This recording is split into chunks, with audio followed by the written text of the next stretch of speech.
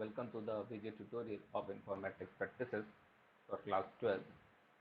Today we'll be discussing the third part of the chapter Python Pandas 1.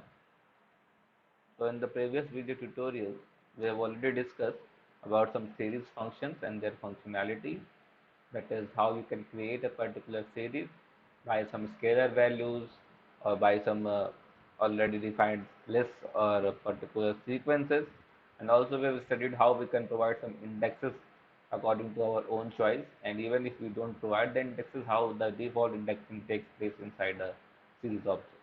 So having discussed about these things, today let's move our discussion, and today we are going to study about the series object attribute. So by the name itself, the attribute means the additional information. Okay. So when you create a series object, all information related to it is available to the attributes. You can use these attributes in the following format. So these are the formats given. That is, you can use that series object dot index, series object dot values, series object dot dtype, shape, and the related description of these attributes are given. So this index is being used obviously for giving the labels of the series. Then the values could be used for returning the series as ND arrays or ND array like depending on the D type. And now this the D type given, this provides the returns the D type object of the underlying data. So by the name itself everything is clear. Okay, and this has an answer there which is providing you whether or not the particular series object having the NaN values. Okay, if it is having the NaN values, it is going to result in true, and if it is not having, it is going to return the value as false. So you can say that has NaN is actually a Boolean type. Okay, and this empty is again a Boolean type. If it will be empty, then it will return true, and if it is having a single element also, then it won't return true and it will return false. So again, this we can say this empty is a Boolean value. Now let's talk about retrieving the index array or the attributes and the data array values of the series object. So here you can see that we are having an command here obj5.index, and if you see the obj5, okay, obj5 was already created, and we have discussed that obj5 in the previous video also. So out of that obj5, if you are going to write obj5.index, it is going to return all the indexes of that obj5. Okay, so here we are having the indexes as February, January, and March. So the indexes have been returned accordingly. Okay, and then we have written obj5.values, and it is going to return the values for that month, which was already created in the data frame. Okay, so for the reference, if you want to see the obj5, I can show you. It was must has been used earlier at obj5. Let me scroll it down to obj5. Obj8 is there, 7 is there, obj5, obj4 is there. Okay, there must be obj5 somewhere. Yeah, here obj5. Okay, this obj5 was already created, that is pd.series, and the data was ARR, and the index has been mentioned as which was already created. Okay, and then dtype was given np.float64. So accordingly, this pd.series is having the data as ARR. So this ARR and mon and the np.float64 is already there. Okay, you don't have to worry, whatever the thing is there is already present. Okay, and then it is going to use that data. So the data is being taken from this ARR which was already created. Now if you go and search this ARR, you will get this ARR also, must be somewhere here which we have already created. Okay, here you can see this was the ARR. So ARR is having actually the values of the 31, 28, 31 and 30. This M1 is having the values as January, February, March and April.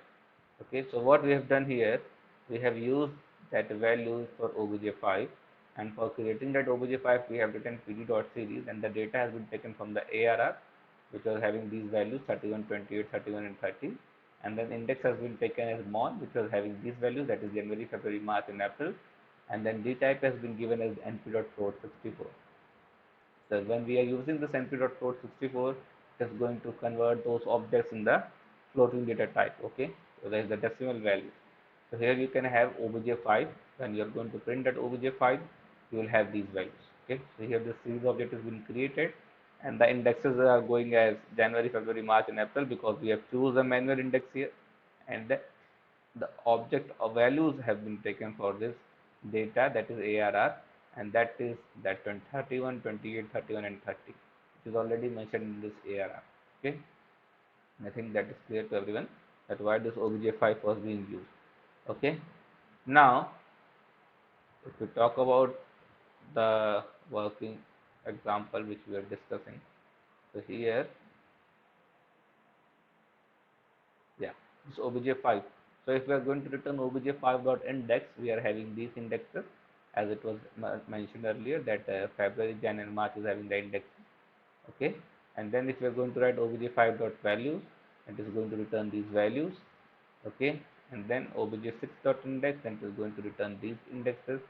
Achha, you might be wondering why these obj5 is having only these values, because after that there is a certain possibility that after in some examples obj5 have been changed accordingly. Okay, so that's why this obj5 is having only these three values. But if you are going to create an obj5 with all the values, whatever the values will be there in the index, it is going to return all the indexes. Okay, and similarly all the values will be returned for obj5 dot values. It is being mentioned here because obj5 must have been changed somewhere. If I'm going to search that, I may get it. So it's not here, but yes, if any example is there, we cannot say that the modification is not possible. The obj5 can be changed, okay, in any of the example, and if we are going to change that obj5, it is going to have a new value of obj5. Okay, so the obj5 values are there, and that correspondingly the values have been returned. Okay. Now similarly, if we are going to write for obj6 dot index, it is going to return the index of obj6, and similarly for obj7. Whatever the objects we have created, just write index there, and you will get the return values of the indexes in that particular object. Okay. Now moving forward, retrieving data type and the size. Again, you can just write the name of the object and the dot d type, then it will return the d type of that object. Here it is floor 64. Again, if you write item size, it is going to return the item size, at how much space or how many bytes it is being occupying for the each of the items. Okay, this item size returns the size in bytes for each item. Then if you're going to write type of obj2, then it is going to return pandas.core.series because it has been created as a series object. Okay, and if you want to retrieve the shape, it is obviously very similar to that 1D array of NumPy. So in that also you are having the shape, but obviously whenever we are talking about the one-dimensional array or the series object, it is having only a single dimension. So obviously the second dimension will be blank. So here we are having that obj2 dot shape as 4 comma blank, and obj3 dot shape as 3 comma blank, because there are no other dimensions, so it will be just showing the first dimension shape. Okay, so to mention, see the number of elements in each object. obj2 and obj3 are shown. So in obj2 we were having 4 elements, and in obj3 we were having 3 elements. So we have got the shape accordingly of that obj2 and obj3. Now talking about the retrieving dimensions. Again, if we want to write obj.enddim, it is going to return that it is one dimensional object. Okay, and similarly if the size is being given, so it will return the obj2 size, that is 4, and the obj3 size, that is 3, and print obj2 dot n bytes, so it will just going to provide that it has number of elements as 4. So each byte of element is having 8 bits space. So 8 bytes space, so 4 into 8 is equals to 32 bytes. So for obj2 we are having 4 elements, each element having the 4 bytes space, sorry 8 bytes space, so 4 into 8 is equivalent to 32. And similarly for the obj3 we are having 3 elements, and each element is occupying the size of 8 bytes, so 3 into 8 is equals to 24 bytes. So we are having 32 and 24 bytes here. Okay, now checking the emptiness, obviously we can use this empty function here. Okay, if you create an empty series and you are going to write obj1 dot empty here, so it is going to return true because this obj1 is having none of the values in the series, so it is having the empty series, and that's why the result is true. Okay, but obj2 which was already created having some values in it, so we cannot say that it is going to be empty. So when we are going to write obj2.empty, it is going to return false. Okay, as I have already told you that it is only providing the boolean values, so either it is going to be true or it is going to be false. Okay, now this is an example given about this two series object S11 and S12 that we have already created in examples 11 and 12. Okay, and it has been asked to write all these type of things, that the data type, size, shape, the number of bytes, the number of dimensions, item size, has an ends and empty. So obviously you can use those functions. And this slash t is showing that tabular space there, that we have to give the space here after attribute name, then again the space after the object S11. So we are having two tabular spaces here. One for that first one. First we print the data type of object S11. Okay, so here we have written S11.d type, and again we are having the tabular spaces here, and then we are going to write S12.data type. Similarly, for printing the shape, we have to write S11.shape for S11 and S12.shape for object S12, and again we are having the tabular spaces between them. And rest of the functions as already I have discussed, so it is working according to that functions only. Okay, so this question is you can say having a summary of all the functions for that for that series which you have studied right now, that the attributes of the series object. So all the attributes of the series object have been covered in this example, so you can understand it very well with the help of this example. So as it is solved example, you don't have to worry about this question too much. Just read the question and you will get it. Okay, I don't think this to be explained too much because already I have discussed the functions. Okay, and when we are going to write these particular lines of code and then run it, and obviously we are going to get this out. Okay, now moving forward, it is mentioned about accessing a series object and its element. So very easy it is, just write the name of the object and you will access the series, no problem with that. And accessing individual elements, if you want to access the individual elements, obviously text has a one-dimensional array, so obviously it is having some particular indexes of its own. So if you are going to write obj6 in bracket 3, so it is going to point out the fourth value, that is 0 1 2 3. So the element at the index number 3 is returned here. Okay, that is 20. So here you can see this obj6 is there. So if you are going to write obj6 3, so here the index is 0 1 2 3. So at the third index we are having just 20 elements, so you are having the output as 20. Okay, similarly if you are going for obj7 and then you are mentioning 9, see the indexing is starting from 9, so the 9 will be the first index here and the first element of that series object will be returned, that is 18 here, so you are getting 18. Okay, similarly if obj5 fab you are going to write, so obj5 is having the indexes as February, January and March, so obj5 fab index is having the value as 28, so you are going to get the output as 20. So it is very easy to trace out the individual elements from the series object. Okay, and now if you try to slice out the things, that they are extracting slices from the series object, that is also very easy. Suppose if you are going to write obj5 1 colon and then space, that means you are asking it to trace out all the values from the one index to the end. Okay, so it is obj5, so obj5 is having the one index as January, so after January you are saying it to go till the end, so from January it will go to the March because none of the values are there above March, so you will get January 31 and March 31. So similarly you are getting the output. Similarly here if you are going to write obj6 2 colon 5, so for obj6 2 is here, okay, and then 5 is mentioned, so it has to go just beyond 5, sorry, just one earlier from 5, so it will go till this index, that is 2 3 and 4 will be covered here, so the elements 2 17 3 20 and 4 23 will be given, so we are having this one. Okay, similarly for obj7 you have mentioned 0 colon colon 2. Okay, so here if you see carefully, you are asking it to take the steps as 2 because 0 colon blank is there, that means you have to start from 0 and you have to end till the end of that object, of that series object, but you have to also take the every alternate element because the step is 2. So for obj7 the first index is 9, so you are getting the output as actually this should be obj7, yeah, this obj7 is here, so for 9 we are having this 18 value. Okay, but the next index has to be skipped because the step is 2, so this you are not going to take, so you are going to take this 11 here. Okay, and then you are going to get 1122. Okay, I think it's easy to understand by the number of steps which is given. Okay, and you have already discussed about the steps for the numpy array also, so it is quite similar to that, and you don't have to be confused regarding these. Now the slicing can be done very easily. Again, this is steps is given as -1, so you have to go from the negative side. Okay, and this obj7 is mentioned here, so obj7 is having these values. Okay, so if you are going to write -1 in obj7, the values will be taken from this 1224, then 1122, then 1020, and then 918. Okay, the reverse order of this obj7. So you can see here the output is also in the reverse order, that is 1224, 1122, 1020, and 980.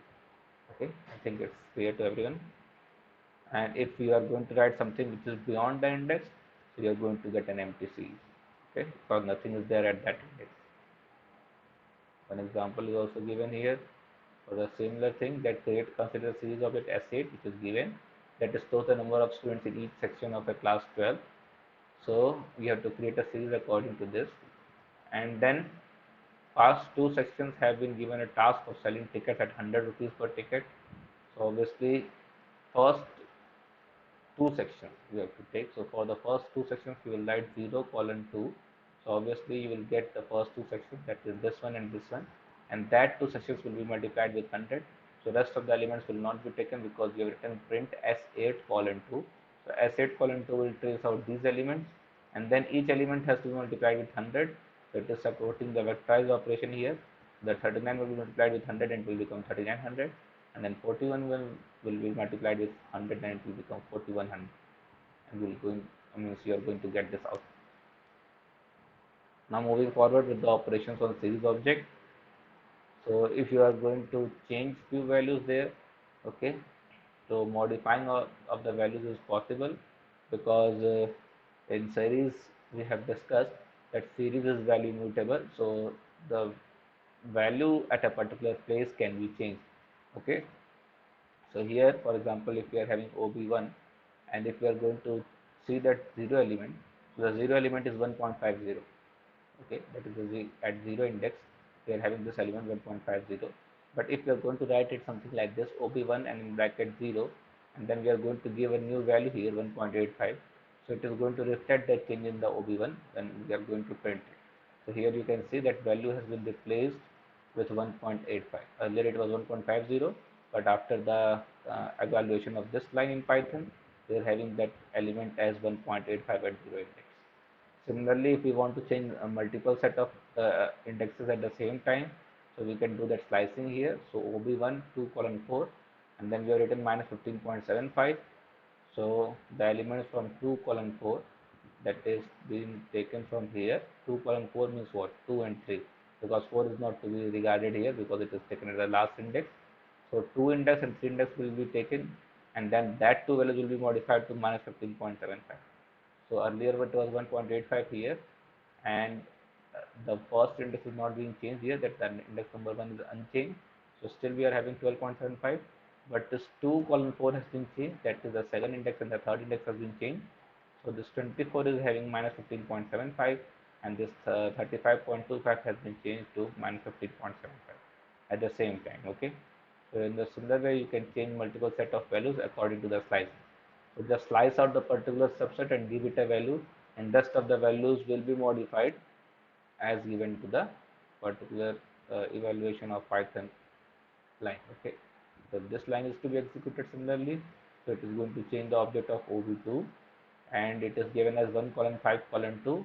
So it will start from 1, it will end at 4 because 5 is mentioned here, and every 2 steps to be taken, that is every alternate element has to be changed, and it is going to be given a value of 380. So the first element, the first index will be unchanged because we have written it from 1, so 0 index will not be changed, but from the first index it will be changed. The first index will become 380, and then again we have to skip one step because it is given 2 steps. So we will go to the next one, and that 24 will remain unchanged because it is to be not touched, and then again 35.25 will be changed, and then 35.25 will be changed, so 380 again, and then again this 46.50 will not be touched because every alternate element has to be changed. So accordingly we are getting the result. So I think it is very easy, it's not getting complex for everyone. And now let's have one more example here. For example, here we are having considered series object S13 that stores the contribution of each section, and write code to modify the amount of section A as 7600 and for section C and D as 7000. So it is very simple. The object name is S13 and you want to modify the amount of section A as 7600. The section A is at index number 1, so S13 0 you will get, since you can get the element from here, and then you will write it 7600, and then C and D has to be changed to 7000. So C and D are at index number, suppose this is a 0, this is 1, and so this is at 2 and 3. So you can write S13 2 colon and then till the end, because it is ending at 3, so no problem with that. So 2 colon and then you can write 7000. Or if you would have written 2 colon 4, then also it was correct, because 4 will take the last index as 3, so it will take this index and 2 index and that index number 3 also, and then it will modify the values for 7000. Okay, so obviously it is going to print a new S13, and when you're going to print S13 you will have a modified set of values. Okay, so here you can see that 6700 as according to the question has changed to 7600, and B was not to be changed, so it is still there, but C and D has been changed, and C has become 7000 and D has become 7000. Okay, so I don't think it's a difficulty here, and I think it's enough for today. So we will continue the next lecture. Thank you, students.